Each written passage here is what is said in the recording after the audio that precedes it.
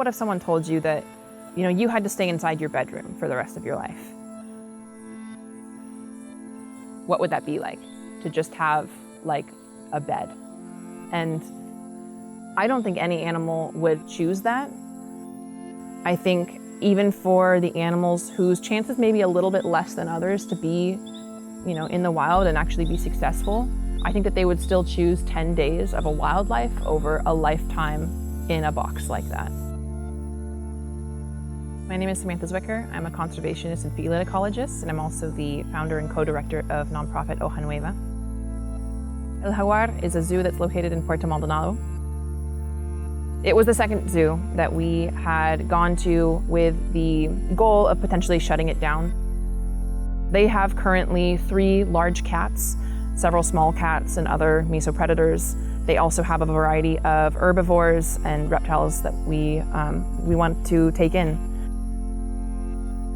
They're not in good situations. They went months without getting fed, and now they're back to being fed, but they're back to being fed the wrong diets, which is resulting in poor health.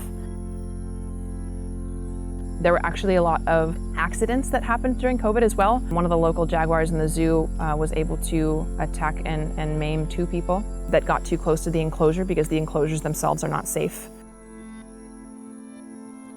Our goal is to partner with the other 2 rescue centers in the region to create a plan about the rescue of these animals and decide where they're going to go and what the future is for them, and to make sure that there are no more zoos in Puerto Maldonado. This zoo have been actively supporting the wildlife trade in this region for over 20 years.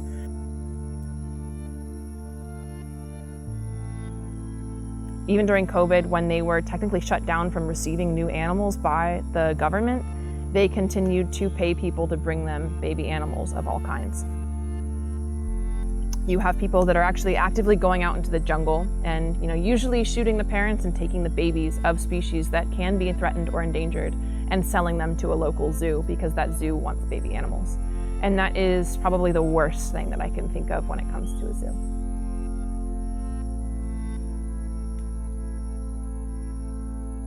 It's located on a dirt road, and as soon as I got out of the truck, there were people standing at stands outside of their homes, and almost every single one of them had a baby wild animal. A couple had tamarins, there was a toucan, someone had a macaw, someone had a snake, and it was just like this different world where it was totally okay to have these animals as pets, and they were right next to the zoo.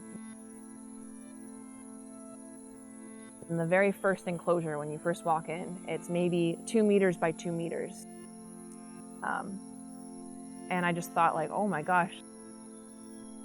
And I'm seeing 2 harpy eagles whose feathers have not been clipped that can probably be let free. There was a giant black caiman, probably around 13 to 14 feet long, in a pool that was 15 feet long. A pool that had not been cleaned in what looked like years. And then I had this experience with these 2 puma. One of them came up right near the edge. They were in such a small space. I felt like he was kind of calling out just to the wild or the jungle or something. And you could just see how unhealthy that they were.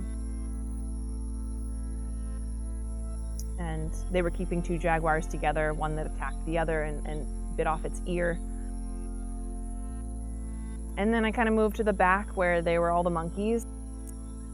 And there's no enrichment inside. There's basically just a piece of wood on the ground and a piece of wood for a platform. And they kept reaching out their hand to grab my hand. So I ended up grabbing one of their hands, and it just sat there and held my hand for about probably 5 minutes. I mean, I just in my head, I was just speaking back to that monkey, essentially just being we're gonna come back for you. Just, hold on for a little bit longer, we'll be back. They are capable of so much. An animal that you would think, that one wouldn't survive in the wild, you'd be very surprised that it could.